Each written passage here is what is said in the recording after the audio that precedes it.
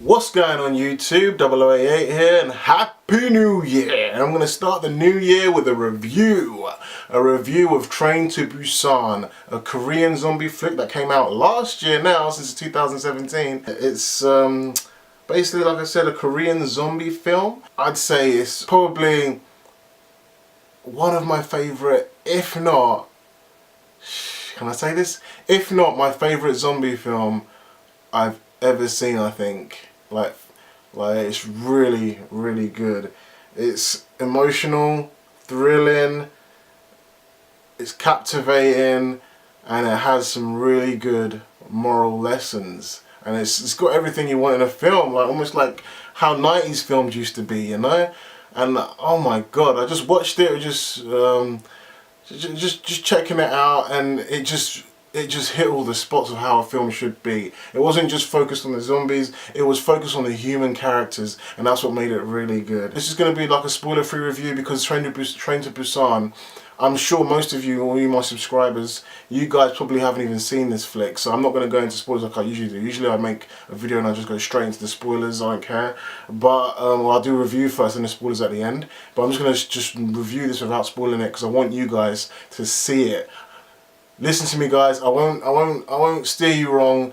Go check this movie out. Now let me tell you about what happens in this film. Basically, it's about a guy that wants to take his daughter to Busan, basically on the train. I'm not going to say why. I'm not going to go into any of the details. But what I'm going to say is, obviously, zombies. There's a zombie outbreak. Something happens, and Korea or South Korea, I believe this movie is set in, gets infested by zombies, and this train, one zombie gets on a train and kind of just infests the whole train, and basically then after that you just get into this thrilling, heart-pounding, suspenseful 2 hours, and it's just intense as hell. Because it's set in a train, you have this all claustrophobic environment where you just feel trapped, and the fact thing is, these zombies transform really quickly, and they're berserk zombies, kind of like World War Z ones, and they just go after you, and you're trapped on a train. You can barely move, so you can imagine how scary it is.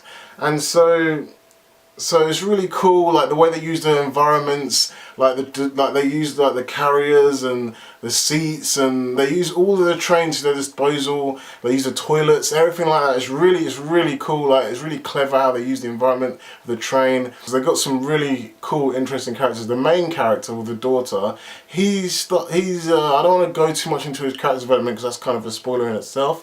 But you get very good moral lessons from all the characters in this film, and that's what's really cool about it. Certain characters start off a certain way.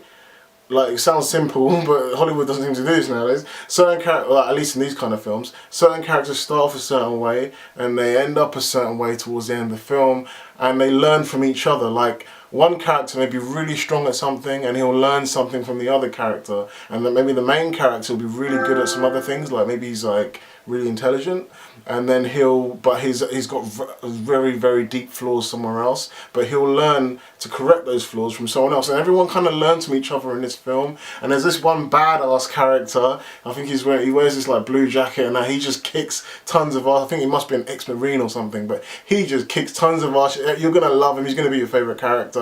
Like, sometimes you might think he should be the fucking hero of this piece, but he's not the main character. He's not the main protagonist. He's almost like a secondary lead, something like that. But he's so damn cool. Also, apart from the fact that it's claustrophobic, emotional, thrilling, heart-pounding, and really cool action scenes, really good effects. The zombies look really good. That the way they act and go crazy and stuff is really great. Like, sometimes I worry about these actors. I can't tell if it's CGI, which is a good thing. I can't tell if it's CGI or real. Like, these actors are actually going mad, like that. You know, I actually can't tell. And the little daughter of the man, like, his daughter is so cute, and she's such a great little actress. Like, you believe everything she does. Like, there's a part where something bad happens and she screams, and the scream is just spine-churning. It just fucking gets you. This movie is really emotional towards the end as well, and like people die like you don't expect. It doesn't pull any punches, man. It's really gut wrenching. You really feel a bit deflated at the end. Like if you like things that aren't afraid, that have the balls to punch you in the heart, this film will do that. Train to Busan, I think, is possibly my favourite zombie movie right now. It's what World War Z should have been. It's much more simple, much more focused, much more compact, and it gets you right, you know, to the point of the story. You focus on the characters, and I can't recommend this film anymore. It's really annoying that I can't spoil it. I almost feel like doing a spoiler review, but I just want you guys to just know that it's a sick film and that you can trust my judgment and you should watch it. Like, support this movie.